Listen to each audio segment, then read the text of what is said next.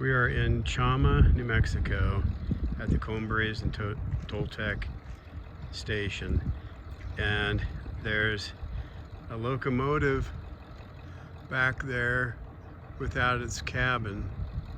I just thought that's kind of interesting. Kind of hard to tell from here. It looks like a, I don't know, at least a 4. So current condition 040, because it doesn't appear to have any kind of wheels in the front or the back. It's a really neat place. That's their restoration shop back there, or maintenance shop, I should say, really. But they do appear to be like busy in the business of restoring too, because there are some beautiful